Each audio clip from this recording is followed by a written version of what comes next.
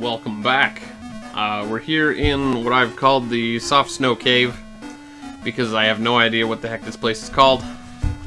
There was never really any sort of... There wasn't a sign out front, I can tell you that much.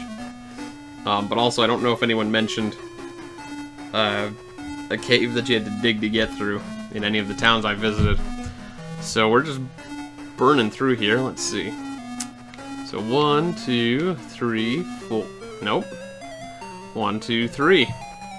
Well, you know what? I can already see the next one and the corner, so I'm just gonna draw those down. I can fight 2 mammoths. This is gonna take a little while, though. These guys have a lot of hit points. Yeah, look at how much damage that did. I should give Odin his gun back. He could have done that much damage to, like, both of them in one shot.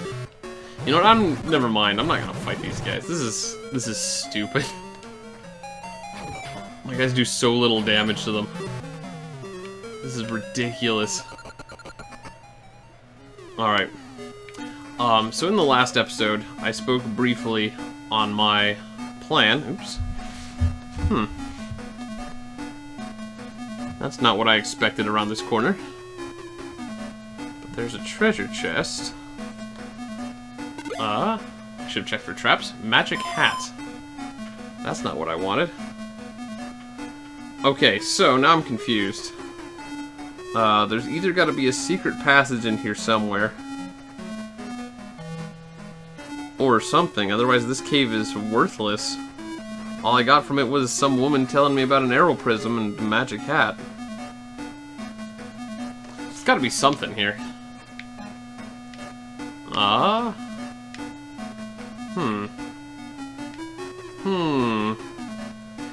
guess I'm going to be looking for secret walls. For a little bit, at least. Let's see. Theoretically, there could be one here. Could be one in, like, almost any of these spaces. This is stupid. If I have to look every friggin' spot here for secret doors, I'm gonna be here for frickin' 8 hours. I mean, so far I haven't found any stairs here, so there isn't, like, 2 floors or anything, but... Oh, man. Okay, well... let's... try just checking a few more spots here. Places that seem potential. Okay, so I was wanted to talk about, sort of building characters and stuff like that for, like, story writing purposes. Because I feel like, you know, I'm not that old yet, and I obviously haven't, well, not obviously, but I haven't really done anything, like, professionally creative. You know, I didn't write a storybook or anything, but, like, I would say that probably, just from a typical standpoint, like, man, I don't know how to go about saying this. It's really weird. It's difficult to talk about anything that has to do with race or gender when you're a straight white male. Like,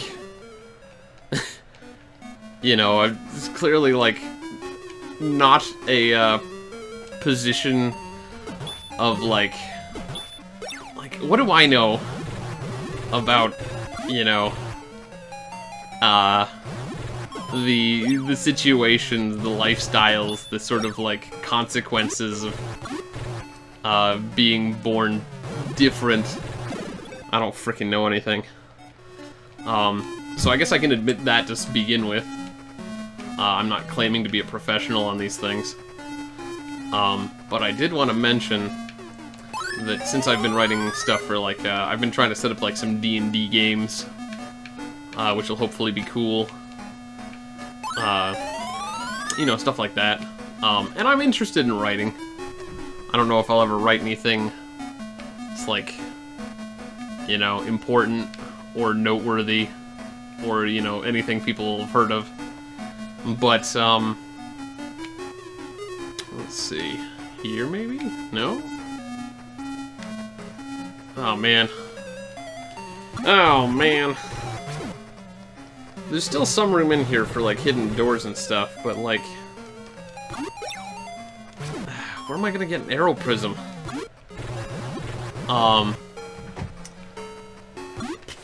Right, so what I wanted to talk about was that, like, one thing I realized semi-recently while doing all this writing stuff, and, like, the thing is that I've never felt, just probably because, you know, I lived up in kind of suburban Washington and public schools, and, like, I probably never would have realized that black people were mistreated if they didn't cram it down our throats every year on Martin Luther King Day. I would have just thought that they were just different people with different skin color, like, it's not that big of a deal. And I still mostly feel that way. There's obviously some differences in, like, you know, culture, but, oh, and genetics, just like how our bodies are shaped. I think that's why black people often make, like, better athletes in many sports. Just because they usually have, like, longer arms, longer legs, stuff like that. But, you know, it's like, it's not a pro or a con thing. It's not like a better than. It's just, like, you know, it's just different. But I realized that, I think even if it was just subconsciously, I made a lot of my characters, you know, these sort of white male characters, and it's, you know, not because, like, there was anything wrong with being black or anything, it was just because it was more relatable to me. And so what I started doing later on, when I started writing things, is I'd sort of write a concept for the character, and then I'd sort of take a step back, and I'd look at it, and I'd like, is there any reason this character could not be female? Is there any reason this character could not be, like, you know, a different race? And the answer is almost always no. There's no reason why they couldn't be, like, a black woman or a white male. There's, like, nothing important there.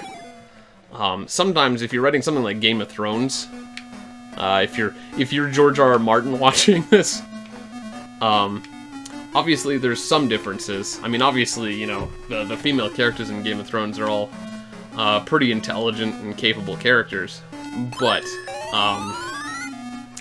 the fact is that they grow up in this society where women are, you know, like a true medieval fiction, or, you know, a medieval sort of parallel world.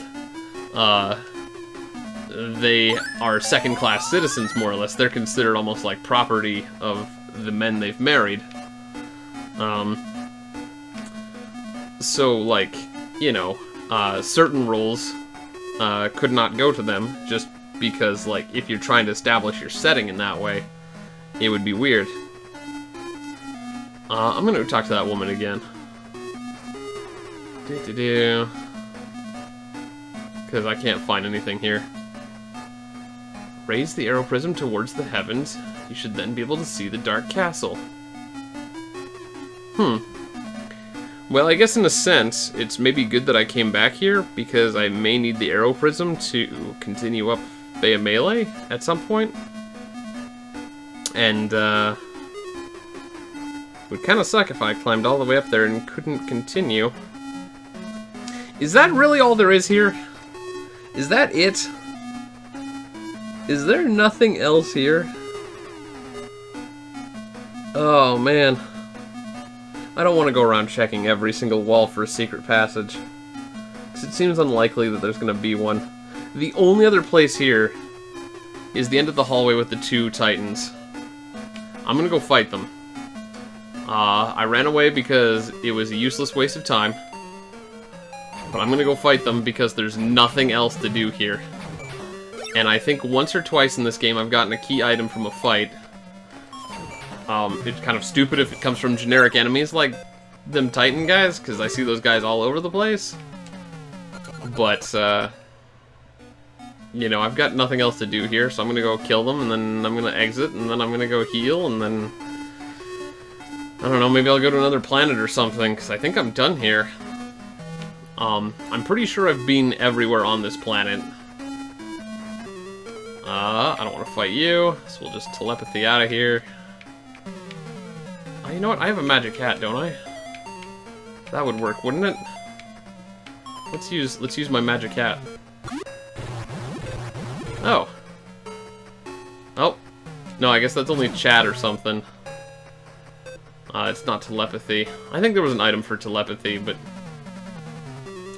you know, I'm just gonna kill it. I'm gonna save some MP for them Titan guys. So yeah, stuff and things. I'm trying to think of an example of, like, a character I was making. Obviously I haven't... I mean, I keep saying obviously, as if you people know me.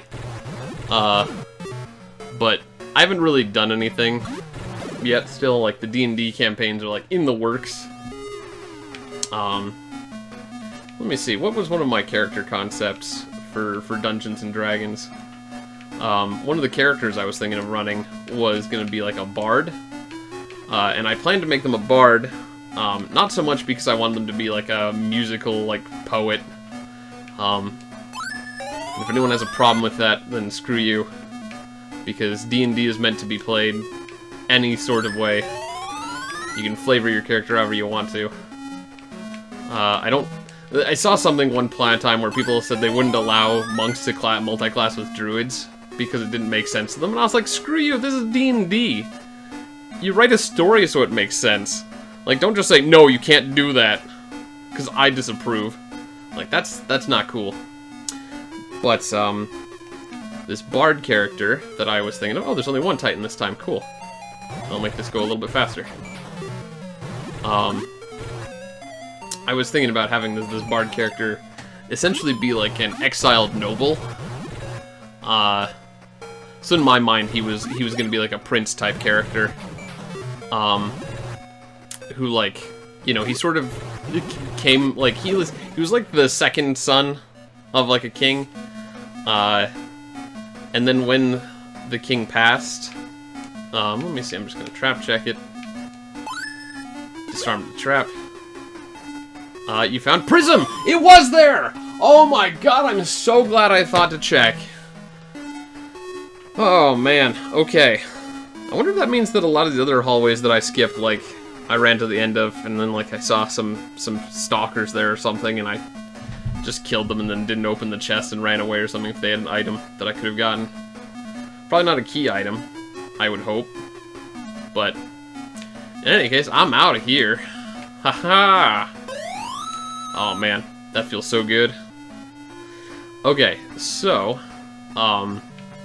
he sort of like, there was gonna be this, his brother took over ruling after the father died, in like a typical kind of monarchy setting thing. But the vassals, the other lords and stuff like that, weren't too happy with the brother for whatever reason.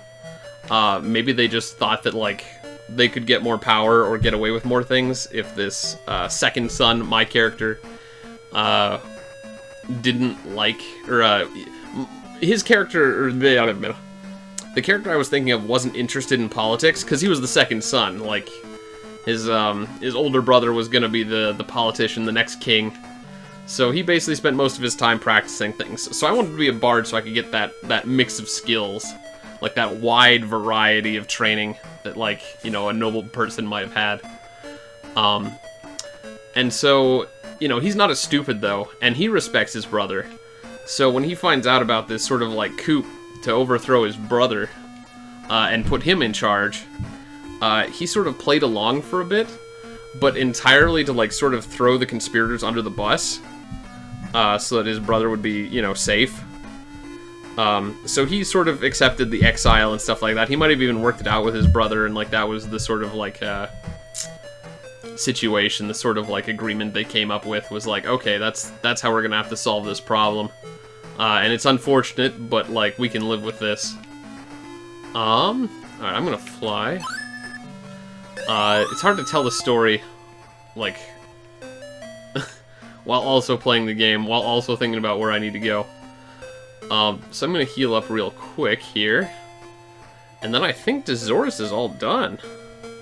I think I've been everywhere and gotten every item. Cool. Nice. Okay, so, basically, though, after he gets exiled, you know, he sort of becomes this adventurer character, which is, you know, how he would be in an adventuring party. But it sort of gives him this interesting backstory where, like,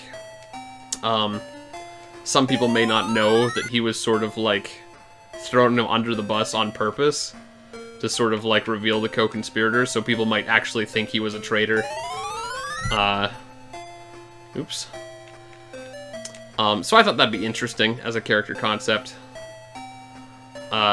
So then, let's see. I just want my tunnels map back up here so that I can find my way back through here. This current tower. Here's the Dezoris tunnels. Okay. Oh, I have to go through the friggin' spiral path here first. That's okay. This won't take too long. So that was the plan. So, like, going back to what I was saying earlier in this episode, if you think about that, like, there's no reason that this character couldn't have been a princess instead, who sort of, like, you know, for whatever reason, the guys are like, okay, we'll just manipulate her, and who needs the brother? You know, there's no reason that they couldn't have been a group of black noblemen, because we're living in a fantasy D&D universe, not like, you know, medieval Europe, or frickin' archaic United States or something like that. Like, there's no reason black people couldn't be nobles. So that's my point, though, is, like, while I sort of envisioned the characters sort of as, like, a representation of myself, and I made them, like, a white dude so that I could identify with them better, like, from a storytelling narrative standpoint, there's pretty much no reason they couldn't have been, you know, anything else. Could be dwarves, if you wanted to reflavor it. Could be elves. Could be orcs. That one might be a little harder to pull off, but you could do it. Yeah, orcs aren't known for their sort of backstabbing politics. But yeah, so the point is that, like, that's just a thought that I wanted to, that I thought about, and I thought it was kind of an interesting thing that, like, really should be common knowledge. It's like, just try thinking about, like, you know, characters like, is there any reason Frodo in Lord of the Rings couldn't have been a woman? None of what made him who he was had to do with him being a guy. Same thing with the rest of the hobbits. Once you get to the characters like Aragorn and Boromir and stuff like that, those guys were lords in a place where, you know, it turned out was, in fact, you know, a traditional medieval society. Like, then they might have had some issues because it would have been a little awkward for them, I think.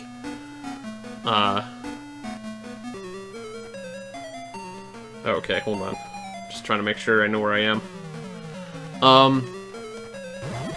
But yeah, same with, you know, you go to freaking, what's it, freaking Star Wars. Is there a reason Han Solo couldn't have been a woman? I think not. She could have just been a rad female smuggler. Of course, then you'd have to say that Luke had a brother, instead of a sister, if you wanted that to still be a, you know, typically acceptable relationship from the 1980s viewpoint. And then, of course, Luke probably wouldn't have kissed his brother. But, you know, who knows? Actually, at that point, Han Solo might have kissed Luke. That would have been a little weird. Because Han Solo would have been a woman in this canonical universe. Who knows? Who frickin' knows?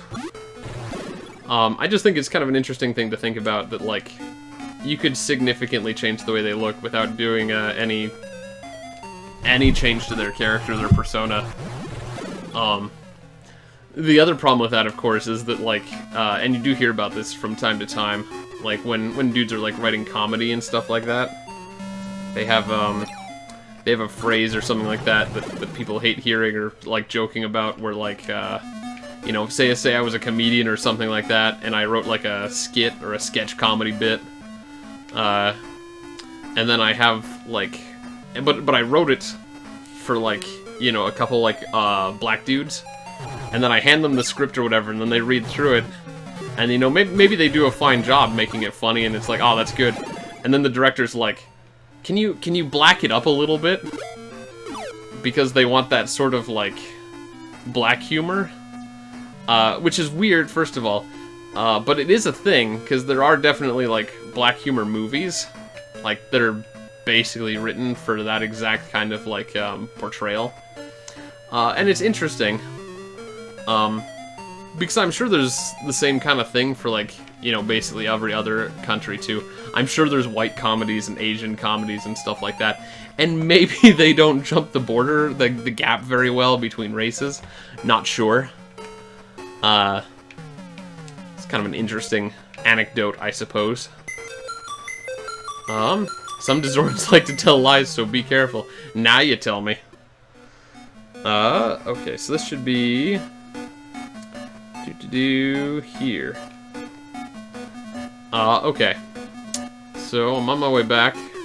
I'm gonna head to... I guess I've got to head back to Palma now. There's nothing else to do on Dizoris or on Motavia.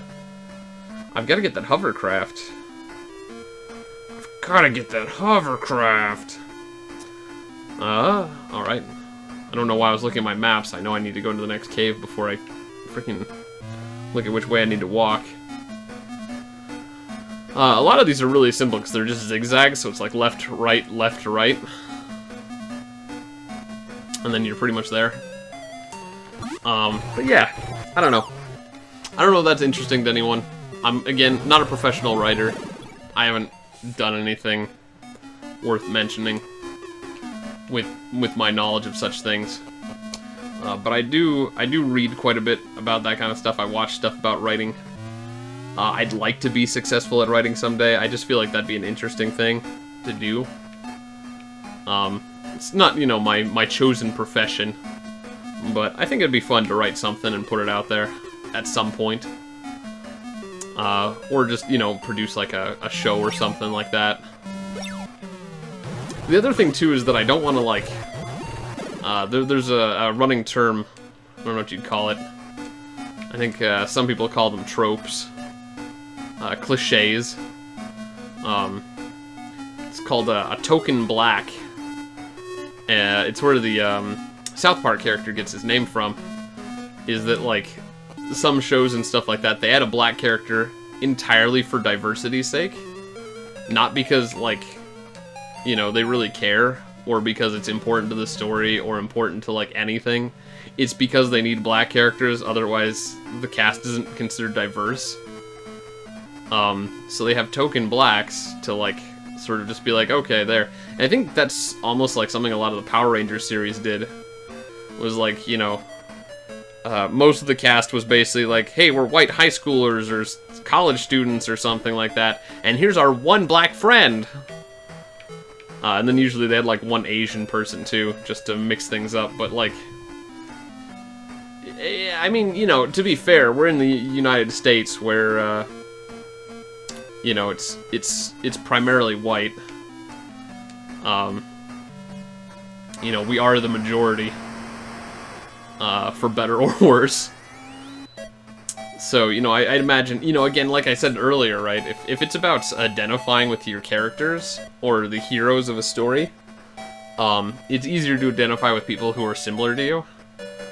I can't imagine, like, what it must be like if you're, like, you know, say a black kid growing up, and you're watching, you know, Star Wars, and it's like, every character is white. It's like, who do you identify with there? Do you identify with any of them? I honestly don't know. I'd be curious, if anyone watches this, listens all the way through, especially if you're not, like, white. You don't have to be black. You just have to be not represented in movies very, very often by your race or gender. I'd be curious to know, like, how you feel about stuff like Star Wars in that sense. Just out of curiosity, like, because, you know, it's just... It's interesting to me. I don't know. I don't want to make it sound, like weird or anything. I would like to expand my horizons, because I have a somewhat narrow worldview, just from my own personal experiences. So I just love to hear from other people to, like, help broaden my horizons, so that in the future, you know, if I say something accidentally offensive, like, I want to understand why it's offensive. Like, if people get mad at me, like, for saying something, that's fine. Like, if I said something offensive, I'm sorry. But, you know, I'd rather know why it's offensive, and what would be more appropriate to say in the future than have people just be mad, you know what I mean? Because it's not constructive to be angry. But having the conversation, it's like, that's something we can learn from. So anyways, so, you know, maybe that'll be a conversation point for someone, somewhere, someday, if anybody ever watches this. But for me, for now, I'm gonna come back next time on Operation Pixel. I think what I'm gonna do is I'm gonna take a stroll, probably to the far end of, Palma here. I'm gonna see if I can't find me that hovercraft. Oh, and also while I'm there, I'm gonna get the laser shield for Noah, so she doesn't die as easily. That's my plan. If I find anything cool, I'll let you know.